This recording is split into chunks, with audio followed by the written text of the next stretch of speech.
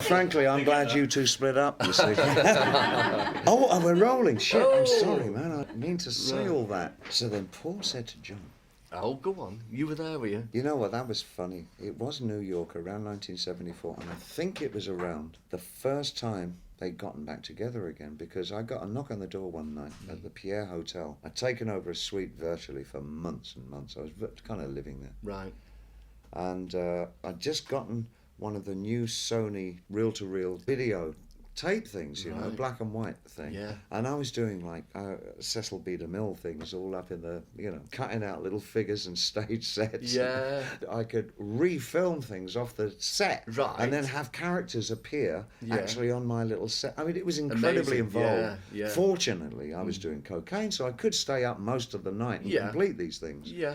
About 3 a.m, there was a knock on the door, and John was there, and he had got Paul with him. As the two of them been out on the town for the evening, he said, "Can we come in?" You know, and he said, "You won't believe what I've got here." And I said, "I thought you two," and he said, "No, we're gonna, all that's gonna change." It was great. We spent the evening just like rapping and talking. There was kind of a strange thing between. There's a little bit of distance every now and again, but that must have been the first time they'd been back together for, you know, since the big bust-ups, you know. Did they not ask you to drum for them or anything? They actually asked me if I'd kind of join the two of them and become a trio with them, and we'd change the name to something else. Yeah, David Bowie and the Beatles. They liked the idea there'd be two, like DBB. I think that's wanted to call it DBB. DBB. Yeah. See, you know, now Six Music, it's an exclusive. You're getting this first, David Bowie and the Beatles combined. Yeah, but, you know, the next morning it just never came to anything. It's always a way, and it Scousers. Yeah. That's it, you can't trust them. You can't trust them. No. When this goes out in Liverpool, we'll cut that bit out. You can do that with technology, can't you? Not on that machine, unfortunately. That's one of the newer ones. You can't play things backwards like you used to be able to in the old days. No, you can't. You know? Actually, no, I'll say to Tony Visconti, "That's great, now turn it over, put it on backwards." Yeah, it's going to take me about 4 days to do that. 30 years ago, I could just turn the tape over and play it backwards. Is that why your records aren't as weird? Yeah. Is it? Yeah. You see, now you reinvented rock and roll by turning the tape upside down. You can't do it anymore. No. No razor blades, no little white Chinograph pencils. It's all my changed. guitar player, Jerry, has got a little fabby machine that he can play solos backwards. Right. Which is an extraordinary thing. Live, it says nothing in rock can ever be new again. Right. You know, so it knows all the solos he's ever going to play, because it's been programmed with a thorough history of rock, so it can predict what he's going to play. You're just going to play this. A little notice comes up on digits on the machine. It says, "You're just going to play the same old thing, aren't you?" And Jerry hits the yes button, and it just plays the... Easy as that? Yeah, easy as that. Amazing. It's incredible. Do you know what? I think we're like probably 4 minutes into the interview, and this being David Bowie Day on Six Music, we've not even said hello. No, not a David Bowie. Yes! That's the third one this month. I know, well, they are racking him up. I mean, we went for a Tiny Tim Day. Yeah. But he's not alive anymore, is he? He's on BBC 5 the other day. Was he? On the classical thing. I thought he passed David away. Bowie Day. Didn't I tell you that Vaughan Williams said he wanted to kind of do a duet with me? Wait. DBVW was going to be called. Was it? Yeah. Right. Yeah, but he's got this new recording contract with Sony, and they said no, they're not going to go with that. Do you not want to talk about the tour? I don't want to talk about Vaughan Williams. I fell out with that Vaughan Williams big time. Oh, easy. Nightmare, Vaughan. You know, Vaughan Williams Day, forget it. Yeah. 3 years. Stay with his Thomas Tallis. Leave him. See if Forget I care. him. Forget him. I've done some research. Me, I'm an Elgar man, me. Oh, his Elgar. marbles. His marbles, yes, I remember. Elgar's lost his marbles. Has It he? was the one thing he wrote on LSD. Did you know LSD is actually Roman, isn't it? Lira, salari and dinari, isn't it? No, it's English. It's pounds, shillings, No, and but pence. it's not. That's LSD. Well, pound. If it's pounds, shillings and pence, wouldn't it be PSP? PSP, that's a horse tranquilizer. PSP, it is, isn't it? I did a lot of PSP, actually, about 30 years ago. Come on then, tell us. God. I remember I wrote a lot of things with Dylan. It's actually, not many people know that. Me and Dylan were going to do a duet thing at one time. We got it in our heads that we could do like a Art Garfunkel thing, you know. But the next morning it was, didn't hear another word from him. The whole financial system, that's what I was getting to, of course, was devised by the Italians, the Lombard family and all that crowd who came over and gave us LSD. It was all in Italian No, you've been working non-stop for 3.5 years. Yeah, it feels You like have, it. yeah, I can tell. Oh, I do need holiday. You know, I've only come to cheer you up, David. I mean, you know, you do a couple of interviews and it's drudgery, but we me, talk a about bucket Vaughan and Williams. spade and back up to Scunthorpe. Oh, Scunny. But, no, Yeah. you have. You've been all over the place. I mean, it started when you recorded Heathen, then you toured Heathen. Straight Not away. very much, though. Very It wasn't much. a big tour, It wasn't a big tour, you know? but then you did reality on the back of that pretty much straight away. Yeah. And then you've been touring for... It's now 10 months, actually. I've got another 2 to go. And then, good behaviour. I should be all right. Right. Are you exhausted? No, I'm really not. You No, must be. absolutely not. Why am I must be? Well, I mean, is it not like, you're constantly on the road? It gets irritating. It gets irritating to be in America when you're not in New York and you're out in the middle there, and every time you walk out the door, it's another shopping mall. It's the same shopping mall. That's the problem. It's Right. not even a different one. It is absolutely the same. Branding in the States is beyond what we've got over here. And we think we've got a lot of, Starbucks and all that, but you just have no idea until you get to the States Just what saturation. branding can do to the culture, Right. Do you get the opportunity to go out and see the other countries when you go to Oh, yeah, Japan and everything? all the time. I mean, I did a lot of that here once I've been here. I went out the other day and just walked around for 5 hours. I Right. got the tube. Did you go out on the tube? Oh, yeah. Always do when I Right. come here. And I went somewhere and I just walked around for about 4 or 5 hours. And it's kind of depressing how much is going and how much is being put up and how shabby some of the newer stuff is as well. Did Like you the ever office manage to get back boxes. to Brixton? And Yeah. I haven't taken the baby yet, but I took the Right. wife last time we went to Brixton. I mean, that was really lovely. I thought that, the atmosphere was really cool. Don't get me wrong, I think there's a lot that's great here. A lot of it I Right. like very much indeed. I like the atmosphere. I like the vibe in the streets here, actually. Again, outside of the West End, which is really, it really has gotten really touristy. Poor old Trafalgar and places Square. to park? Huh? Etc. Oh, the park's lovely though, isn't it? The parks are still great here. I do Yeah. miss that in the States. Central Park is one thing, but we don't have like that huge bloody lake in St James Park with all those birds on it. No two birds the same. Well, you see, It's absolutely amazing. multicultural. And you can't eat any of them. Well, I'm vegetarian. Whereas anyway, in so New easy. York, you see it in the water, you shoot it and eat it, cook it. Right Is that there your on the philosophy? path. Will It's it- the will it law go? there in the States. Not many people know that, Mark. Right. If you see anything moving in Central Park that's not wearing a hat, Right. you can shoot it and eat it. What if it's a bird wearing a hat? But then, it's a lucky bird. Except I did notice the ducks have little Wellington boots on with people faces on Do them. they? Yeah. I've not noticed that. incredible, I'm just, that. walking around looking at the buildings. You see, I'm from Manchester. We don't have big buildings. You do manage to get out and see things and go to galleries and stuff. Do you not get pestered to the point where No, you just don't bother? absolutely not. No, I dress up as Tony Blair, and nobody Right. ever says anything to me. Can you still officially That vote? surprised you? Me? Yeah. Officially vote? In Oh, do you Britain? mean physically? Can I physically still vote? Well, both. I mean, I can obviously, hold a pen. you're I'm exhausted. 57, I can Yeah. still hold a pen. Excellent, good work, fella. All right, so you don't want to answer that. Yeah, I can vote here. Can you? And Yeah. do you?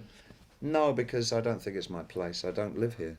You could vote. I And just perhaps you it's, could make it's the world my a better option place. it's my option to not do that. But there again, I'm not an American citizen, so I can't vote there. And what was the high point of the tour?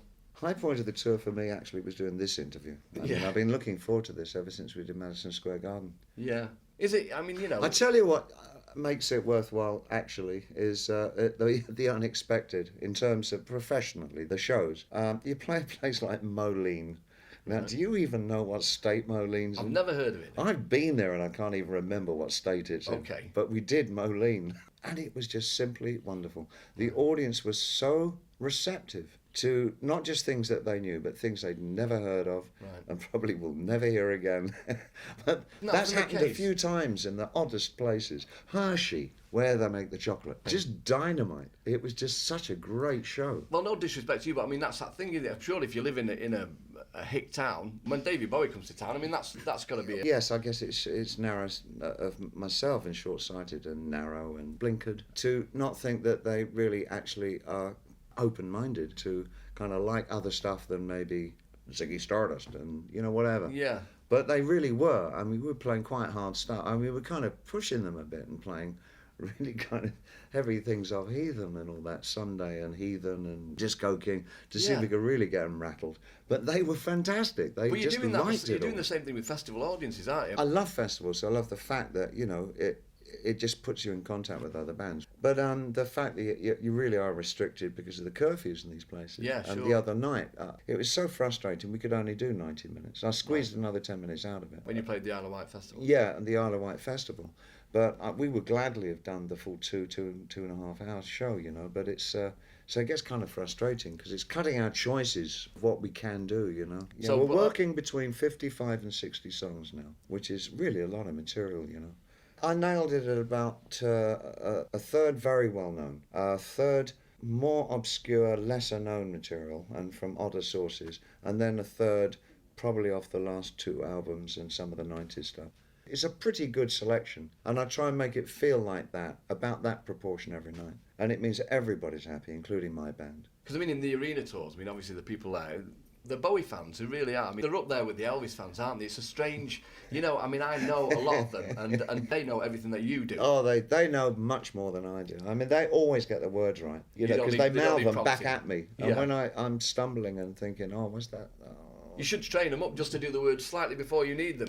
It's funny because you can be doing a song. I put back in, foolishly, I hadn't done it for quite a few shows, Let's Dance the other night. And I got to the line, something like a flower. I couldn't for the life of remember what the flower was doing. Was it wilting like a flower? Right. No, it wasn't wilting.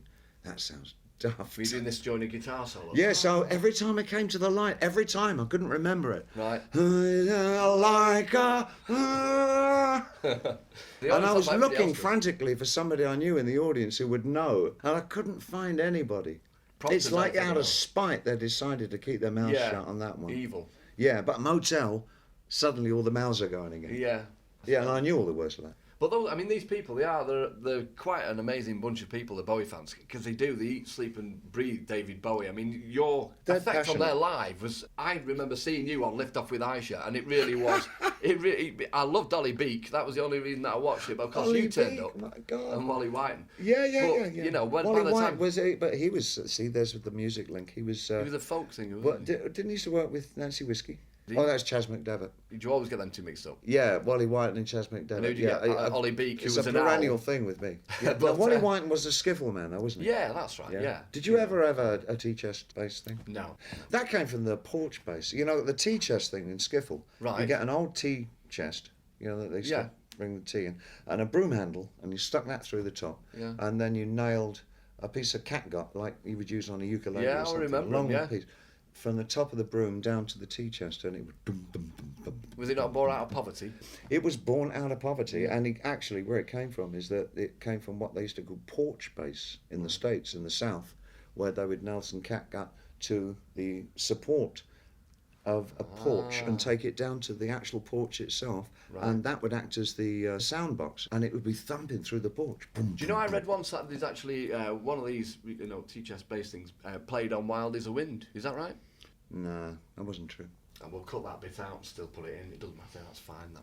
If you took all the cut out bits and put them together, you could have like alternative interviews, couldn't it? I think the legal side of it. Is that what it the is? implications are forbidden. Yeah, you don't want those T-chest bass players suing. No. You know. No. You remember Archie Andrews? No. No, it was a No. ventriloquist doll. That's Peter Lord Brown. Charles. Yeah, no, but he was our version. Yeah, he was on Sunday radio. I Oh, often wondered I've why. talked about this. A ventriloquist on the radio, which I is. always thought that was absurd. I always wondered radio. if Jimmy Clitheroe, in fact, was a ventriloquist dummy. Yeah. There's a good letter in Viz about Jimmy Clitheroe, which I will tell you later. I'll tell you later. But tell me now when it can be on the alternative show, yeah? No, You can't clip it out. But yeah, you've got Bowie net, right? And that allows Have I? your fans. You Yeah. instigated it. It's your beast. It's your fault. I mean, it's like the Truman Show. It is like reality TV, isn't it? Because everything you do, they know. In the days gone by, when you would go off to America for 2 years, we'd read about you in the Daily Mirror every now and then. Think, come back, you son. But now you've got journals. You've got reviews of every gig. You've got the set It list. brings everything down to the mundane, doesn't it? Well, no. I mean, Well, it does. Do you think so? Yeah. Which is fine by me. Well, I suppose your everyday life to you might be mundane if you're working and, you know, obviously not. It is, I mean, it is basically, isn't it? All life is pretty mundane.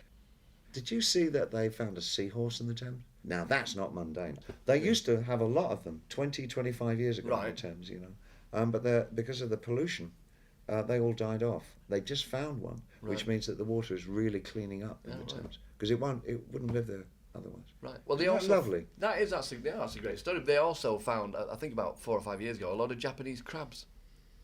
They did. I'm not making it up. They found a new species of crab in the Thames. So we can sell that bit to Radio 4. They should just send me in here for 12 hours. We can do all the networks, all the BBC networks. Okay. So have you got any plans? No. Oh, this is hurting. Yeah. Plans for the future. We need to know. Because you've been all over the world. Have you written it like you wrote Aladdin Sane as you toured across America? Have you No, written your I've next written nothing. album? Absolutely nothing. And I'm kind of just gonna. Visconti and I have already started booking time in the studio. Right. To go back in again. I suppose I'll take 2 or 3 weeks off with the family. When I've gotten off the road. The last thing we do is. We were going to be doing Iceland, but we're not doing it. I love Iceland, isn't it great? It's a strange place. Oh, I've been I love there it. twice. I It's went there whale fantastic. watching. I went there whale watching on a. It was a 24-hour trip, Yeah. and we saw one puffin. I'd love to see one puffin. Yes, very good. Okay, where was I? God, it's awful. We were in Iceland. I think it's now the south of France. I think that's our Right. last show, and then from there, because there's a big festival down there. The next 2 months, it's like Norway, Finland, Sweden, Germany, France. Right, Monte Carlo. Monte Carlo. I'm going You're to Monte right. Carlo. Are we doing Italy? I can't remember. Spain definitely. Right. And I think we finish in France. Then I go home, have a couple of weeks on, take them up to Scunthorpe, and then back in the studio. Do Lexi and Iman go out on tour with you, or do they stop at home? Yes and no. Right, they do a bit. I'll leave it that. Yeah. Okay. Leave it there. All right, it's none of my business anyway, really. David Bowie. We'll cut days that to bit see. out. Yeah, Michelle, producer. Yes. So how's Wow. life with you, which is more important? Oh, I'm great. Are you thank you enjoying very- it? Yeah, great. Yeah, I'm semi-retired at the moment. Are you? Yeah, I'm doing about 2.5 days a week. Yeah. And it's this Saturday show, and we play Whatever We Like, which Yeah. usually incorporates you and Lou Reed and John Cale and Iggy Pop, and some new great music. And I'm really enjoying it. I mean, you know what the atmosphere was like for us at Radio 1. Yeah. It was a good job. Yeah. Me and Marc worked for 13 years together. But Yeah, at absolutely. the end, it was Yeah. like, Yeah. we were doing it with our eyes shut, Yeah. And I'm here now. And I wouldn't have been if I was still at Radio 1, so I'm happy. David, before you we are scalp, funny. would you mind just doing something? You do know it's a David Bowie day. No. Right, it's on the day you do Tea in the Park. It's you all When day. do we do tea on the park? 10th of July. It's my birthday. I'm sure you'll remember that. And that's sort of what brought this on. We're putting out a concert that you did in Ontario, London. Oh yeah. Yeah. That was another great show. Right, yeah, I That heard was it. really good. Yeah. Well, we've got an hour of that, you see. Have you? Yeah. So we're putting that out. There's a documentary going out. We're putting this out. Sessions. It's wall to wall Bowie, which is what it says here. But that's a tagline. Why don't you? You've got anything rare you want to give us? In your Well, bag? no, I was going to suggest that you maybe use some of the seahorse and Chinese crab material as We'll well. definitely be using that. That's it. Have a nature corner. Yeah, we will. No, that'll be in. It'll all be in, David. Even this bit. Just at the top, there's a little tagline. If you wouldn't mind doing it, just. Hi. Is that one of those? Is Yeah, it? Okay. please. Hi, this is David Bowie, and this is BBC Six Music. Let's try. Hi, I'm David Bowie, and this is BBC Six Music. And the bit below, wall to wall me. Jim's question. No, not Jim. You Oh. can answer that if you like. Wall to wall me. Bowie Day on BBC Six Music. Can't we do Jim's question? If you've got time and you don't mind, Charlie, this is Jim and he's doing a programme about. David, please would you be kind enough to tell us which film soundtrack album is one of your favourites? Okay, yeah. Mishima by Philip Glass. Okay, that's that. Lovely. Thank you All very right. much. Okay, Very brilliant. good.